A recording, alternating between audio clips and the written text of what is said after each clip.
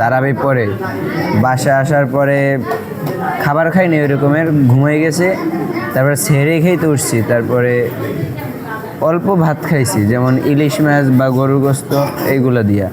তারপরে যখন দুধ আর কলা দিয়ে ভাত খাইছি, তারপর থেকেই মাথা ঝিম দিয়েছে এই। তারপর যে ঝিম দিয়েছে, যে ঘুমাইছি, তারপর আর কিছু মনে নেই। আমি রাত্রে দুইটার দিক দিয়ে হজা খাইছি, তখন আমি পূর্ণ সুস্থ। তো আমার তখন ক্ষুধা লাগছে, ক্ষুধা লাগার পর আমি পাকার ঘরে গেছি। ওখান থেকে পেঁয়াজু এবং দুধ এবং কলা খাইছি। কলা খাইয়ে আমি আইসা শুয়েছি। শোয়ার পর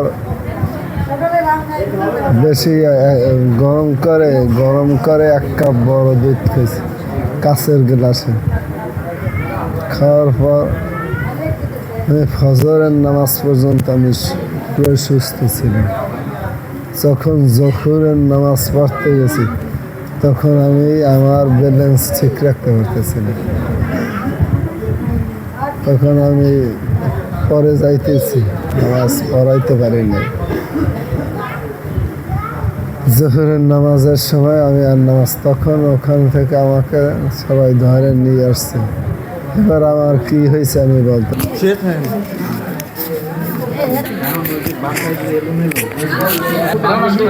আমি সকাল 8টার সময় ওই জায়গায় উপস্থিত ছিলাম। তখন যাইয়ে দেখি এই যে আমার বুড়া মানে খালু শ্বশুর আর খালা শাশুড়ি, ওরা খুবই অচেতন। আমি প্রথম তো মনে করছি যে তারা স্ট্রোক করছে, এই জন্য মুরব্বীরাও স্ট্রোক করছে। ওই যে আর 4 জন তারা পাশের ঘরে ছিল। তাই আমরা ওনারা অসুস্থ দেখে আমরা বলছি যে স্ট্রোক করছে, এই জন্য আমরা তেমন একটা করি নাই। এরপর শুনি কি ওই পেশের ঘরেরও কেউ উঠে না, তারা উঠতে আসে না। তারপর আমরা ওই জায়গায় গিয়েছি, যাওয়ার পর দেখি যে মানে যারে ধরে উঠে বসতে পারে না, মানে পড়ে যাইতেছে, কোনো মানে কথা তো বলতেই পারতেছে না। আর মানে বিভিন্নভাবে মানে কথাই বলে না, পড়ে যাইতেছে, ধরতে আসি আমরা, তারপর পড়ে যাইতেছে।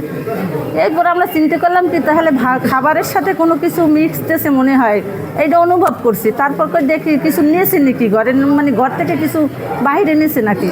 এরপর যাই দেখি মানে আলমারি ভাঙা, ওই আলমারির ভিতরে যা ছিল ওগুলো সবই মানে বাহিরে মানে ছড়ানো ছিটানো। আর তারা তো মানে হুশি করতে আসে না। এরপর তো মানে দেখি যে মানে ওই বুড়ো বুড়ি, আর ওরা আবার ভাত খাইছে, ওদের ঘরেই ভাত খাইছে। আর ছেলে তো ওই ছেলের ঘরেই ভাত খায়, ওরা আবার ভোর রাত্রে ভাত দিয়েছে তারে, ওই 2 জনেরও, তারাও ভাত খাইছে আর ওই 4 জনও ভাত খাইছে। খাইয়ে এই অবস্থা আমরা যাইয়ে পাইছি। কিন্তু এরপর তো আমরা ও জায়গায় থাকার পর আস্তে আস্তে দেখি সুস্থ হয় কিনা, কোনোভাবে কোনো উন্নতি আসতে আসে না। তখন আমরা মেডিকেলে আনার সিদ্ধান্ত নিই। সিহিরি খাতে উঠছি, তারপরে খাওয়ার পরে কিছু মনে নাই। সকালে উঠে দেখি, তারপরে মানে হসপিটাল নিয়ে আসছে আমাকে।